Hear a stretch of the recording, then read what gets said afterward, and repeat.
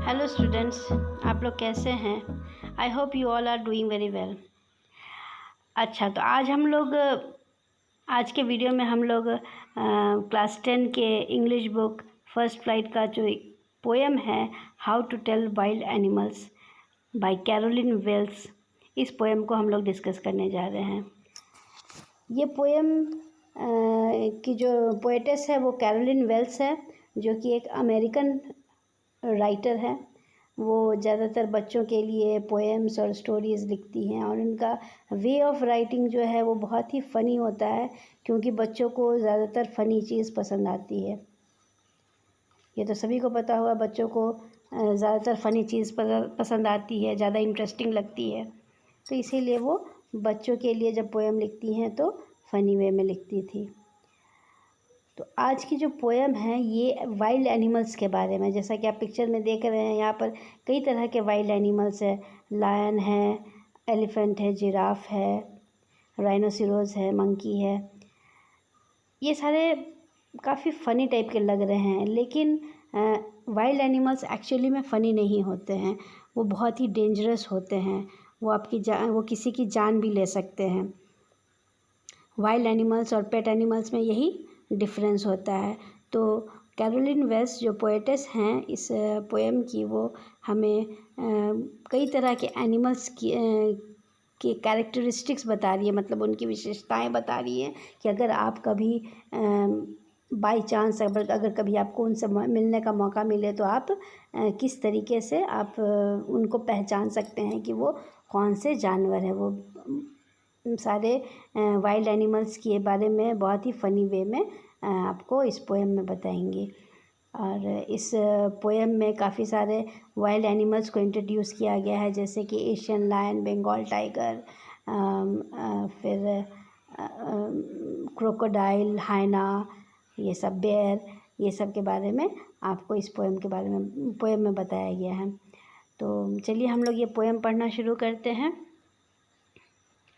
इस पोएम में, जैसा कि इस पिक्चर में आप देख रहे हैं, ड्राइंग बनाया हुआ पिक्चर्स उन वाइल्ड एनिमल्स की पिक्चर है जिनके बारे में इस पोएम में बताया गया है। जैसे सबसे पहले लायन, फिर बंगाल टाइगर, फिर लेपर्ड, फिर बेयर, फिर chameleon and then hyena. Okay, let's begin this poem with an explanation.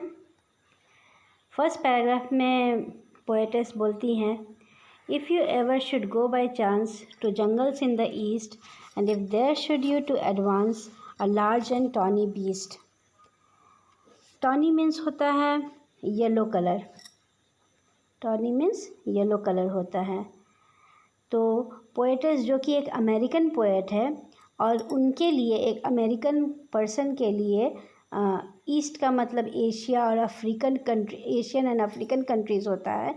तो उस एशियन और अफ्रीकन कंट्रीज़ को रेफ़र करते हुए पोएट कहती हैं कि अगर if you should go by chance, अगर कभी मौका मिले आपको ईस्ट के जंगल्स में जाने का, to jungles in the east, आपको ईस्ट के जंगल्स में जाने का मौका मिले, and if there should to you advance a large and tawny beast, और वहाँ आपके तरफ एक लार्ज, बहुत बड़ा, टॉनी मतलब येलो कलर का बीस्ट आपके तरफ एडवांस कर रहा है, मीन्स आपके तरफ बढ़ा चला आ रहा है। If he roars at you as you are dying, मतलब अगर आप डर से मरे जा रहे हैं फिर भी आपको देख करके वो दहाड़ रहा है, you will know it is the Asian lion, आपको ये समझ जाना चाहिए कि आपके सामने एक एशियन लायन है। और इफ़, सेकंड पैराग्राफ में, और if some time when roaming around, a noble wild beast greets you with black stripes on a yellow ground. Just notice if he eats you. This simple rule may help you learn the Bengal tiger to discern. Second paragraph में poetess कहती हैं कि और कभी, if some time, कभी, when roaming around, जब आप इस तरह घूम रहे हैं, a noble and wild beast greets you. Noble means बहुत ही सभ्य, लेकिन वाइल्ड जंगली बीस्ट। बीस्ट यहाँ पर बीस्ट का मतलब जानवर से है। बीस्ट का मतलब होता है राक्षस या जानवर। ग्रीट्स यू, आपका स्वागत करता है। With black stripes on a yellow ground.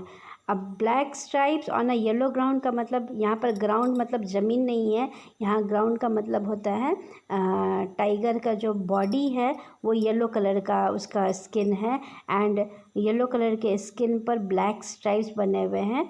तो इस तरह का एक आपको बीस्ट, एक नोबल वाइल्ड बीस्ट आपको वेलकम करेगा। Just notice if he eats you, आप ये सिर्फ नोटिस कीजिए कि वो आपको खाएगा। This simple rule may help you learn the Bengal tiger to discern.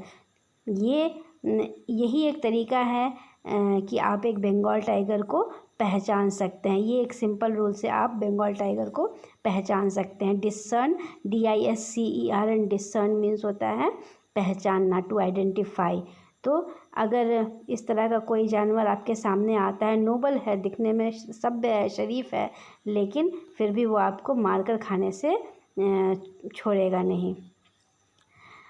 Next paragraph में, थर्ड पैराग्राफ में पोएटेस कहती हैं कि if strolling forth a beast you view whose hide with spots it's peppered, as soon as he has leapt on you, you will know it is the leopard. If strolling forth, strolling means ऐसे घूमते फिरते टहलते आप आगे बढ़ेंगे, fourth मतलब आगे बढ़ना। If strolling forth a beast you view, एक बीस्ट को आप देखते हैं, व्यू करते हैं। Whose hide with spots is peppered, hide means, hide मतलब छुपना होता है, लेकिन यहाँ हाइड लेपर्ड के स्किन को बोला गया है, ठीक है। उसका हाइड जो है, उसका बॉडी का स्किन जो है, विथ स्पॉट्स इज़ पेपर्ड, उसके बॉडी पर स्पॉट्स बने हुए हैं, जहाँ तहाँ स्पॉट्स बने हुए हैं। As soon as he has leapt on you, जैसे ही वो आपके ऊपर कूदेगा, you will know it is the leopard, आपको पता चल जाएगा कि ये एक लेपर्ड है। लेप्ट, LEPT, लेप्ट जो है वो पास्ट टेंस होता है। लीप का LEAP, लीप का पास्ट पार्टिसिपल होता है, और लीप का मतलब होता है जंप करना। तो जैसे ही वो आपके ऊपर जंप करेगा, आपको पता चल जाएगा कि वह एक लेपर्ड है। It will do no good to roar with pain, he will only leap and leap again.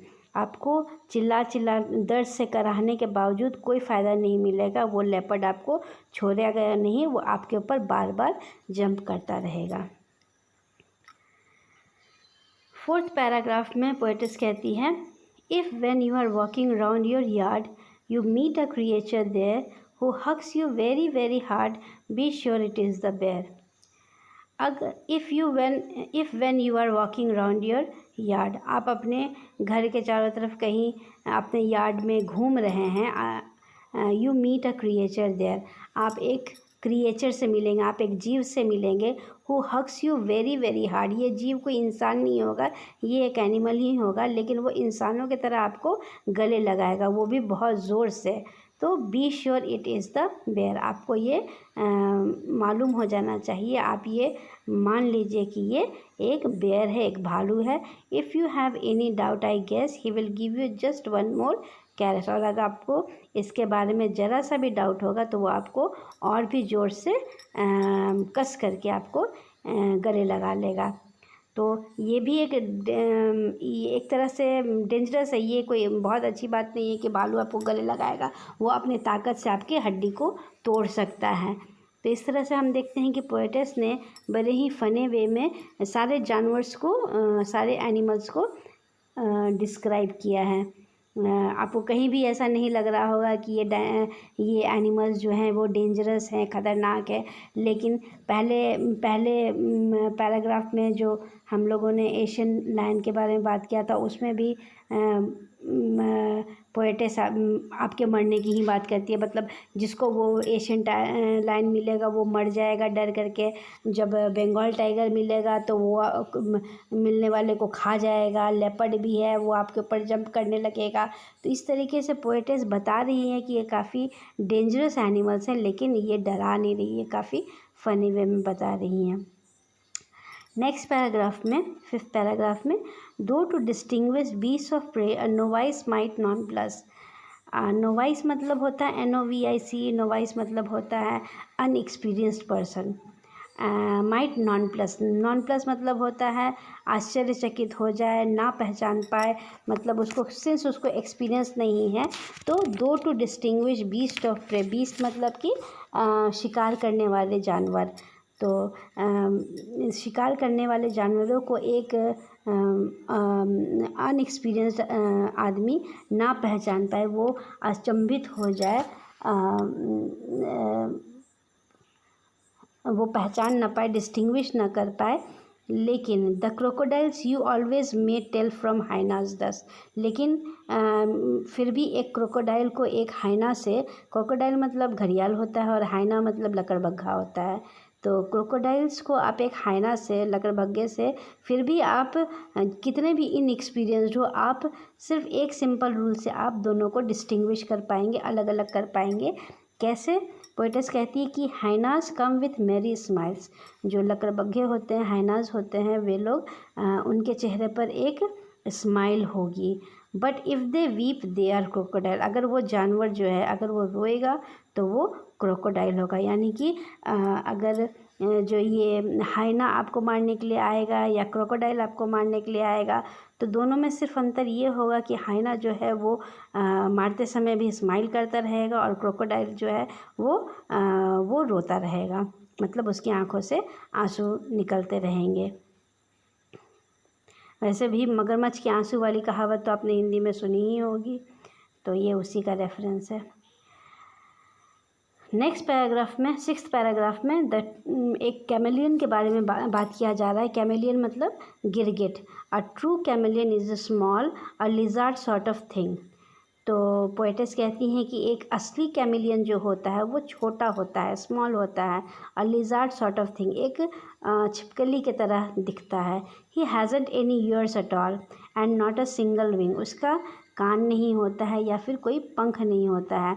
If there is nothing on the tree it's the chameleon you see, अगर एक ब्राउन कलर के पेड़ पर अगर आपको कुछ नहीं दिख रहा है तो आप समझ जाइए कि वहाँ पर कैमेलियन होगा ही होगा, क्योंकि कैमेलियन जो होता है उसका एक टेंडेंसी होता है अपने आसपास के चीज़ों के अनुसार उसके बॉडी का कलर बदल जाता है। अगर वो हरे रंग के पेड़ पर है, पत्तों पर है, तो उसका बॉडी हरे कलर का हो जाएगा।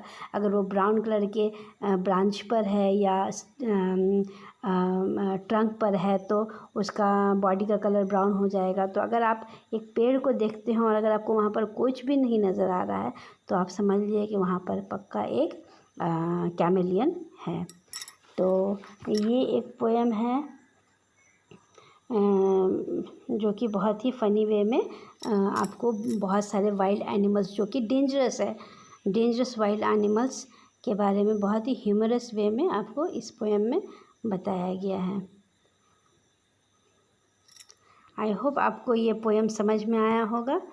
एंड अगर आपको कुछ ना समझ में आए, इसके वर्ड मीनिंग्स बुक में दिए हुए हैं और नोट्स में भी मैं आपको इसके वर्ड मीनिंग्स दे दूँगी और आप इसे अपने कॉपी में लिख लेंगे और याद करेंगे। Thank you.